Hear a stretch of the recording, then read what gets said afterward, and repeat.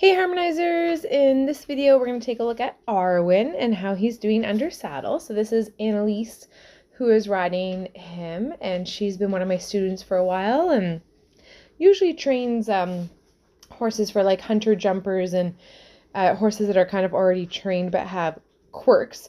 So this is new for her, starting a mustang under saddle that's never been ridden before. So we've been working with him for a couple months, but it's kind of hard for our schedules to line up, so he's been doing probably just a couple rides a week, sometimes just once a week, depending on how our schedules are going. And now is a good time to give you guys a little update because he's progressed quite a ways. And so here's a little look at him doing some of the obstacles. And you can see he's kind of struggles with the carousel there for a little bit, but he's willing and he tries and he's trying to figure it out a little bit. And really, we're just trying to put two and two together because he does a lot of stuff on the ground. His ground training is pretty impeccable from doing the Mustang challenge that we did. And so now it's just putting all those skills into the saddle. So this was actually his first time riding the teeter-totter bridge, and he did that super duper awesome. And I just love how careful he is with his feet. I train a lot of off-the-track thoroughbreds, and then Arwin's my first Mustang from the makeover. Here he is doing a little bit of fancy sideways footwork here. And what I've noticed is that the Mustang, well, at least he is anyways, a lot more careful with his feet than the thoroughbreds are. So naturally anyways, he's picked that up really, really quickly. So you can see his sideways is going pretty well. So we've been practicing going one way and then the other way. Sometimes what he does is if you get going sideways in one direction, he thinks like that's the way you want, and he'll just keep going in that direction.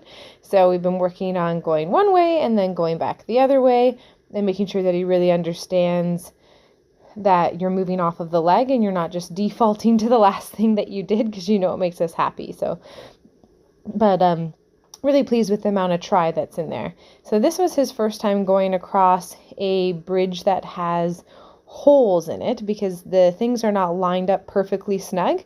And here's just an example of how careful Mustangs, or at least Arwin, is with his feet, where he very carefully planned out where he was going and was able to navigate between the three different bridges. And when we did that with the thoroughbreds, even when I did it with Trivia Time, who's like one of like my best thoroughbred, she even fell between the cracks the first time because she didn't realize that there was a space there. So just interesting, the difference between the horses. So here's a little look at him where we're working on what we call our neutral, which is asking the horse not to respond. So we're practicing, Annalise has her feet out of the stirrups a little bit, and she flaps her arms around and does various things. So I did a little bit of the walk first, and then we'll take him up into trot and do some of that stuff.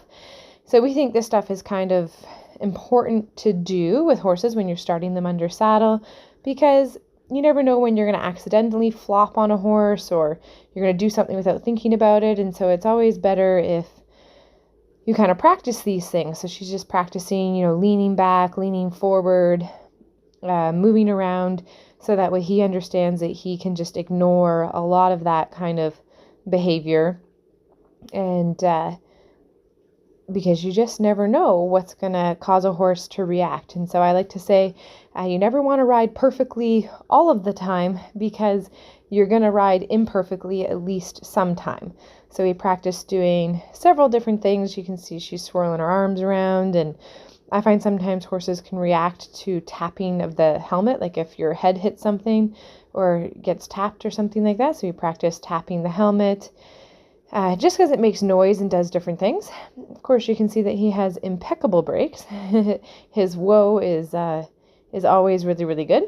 So we've been dabbling at a little bit of jumping. So there's a little look going the one way. And we'll show you another jump going the other way in a second. But here's a little look at some of his canter first. So his canter transition still not super crisp, but we like that he's kind of willing, he gets going. He's definitely a more whoa horse than a go horse. He's definitely not in a hurry to get virtually anywhere, and he's very happy to hear that whoa word.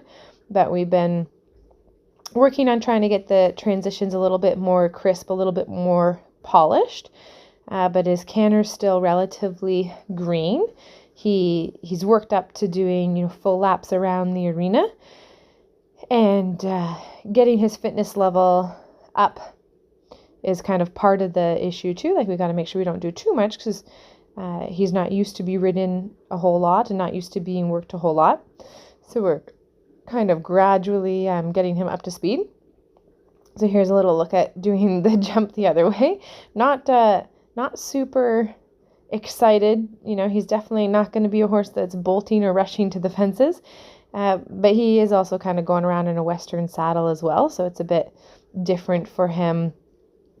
And we do stuff English and Western. And as long as the jumps are low, you just have to be careful when you're jumping in a Western saddle. You can't do a true proper 2-point. Is a little bit difficult because you've got the horn there. You got to be careful that it doesn't catch on your ribs. But, doing enough that he at least knows that he can go over jumps and stuff like that. And we kind of have an idea for what he's going to be all about.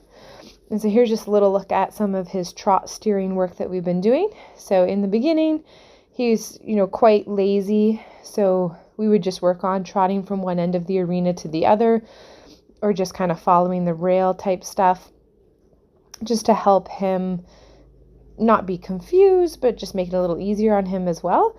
And we've been able to progress past that. He's, doing lots more trot work now and trot steering work.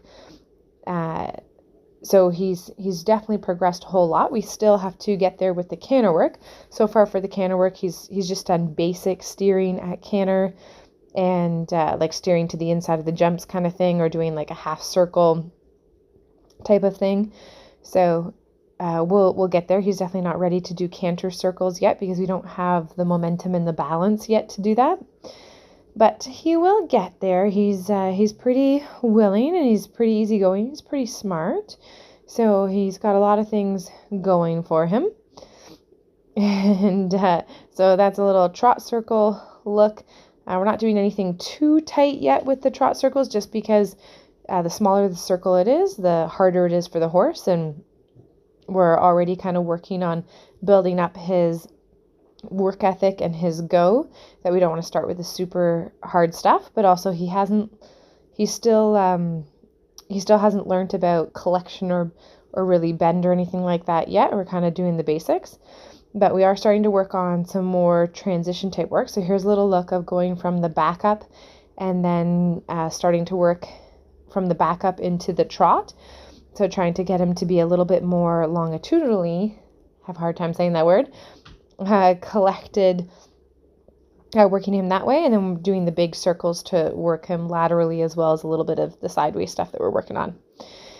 So he's got a lot of good stuff happening. We've still got more work obviously ahead, but we're pretty happy, especially because this is Annalise's first time ever starting, a horse under saddle with my coaching. So I hope you guys enjoyed that.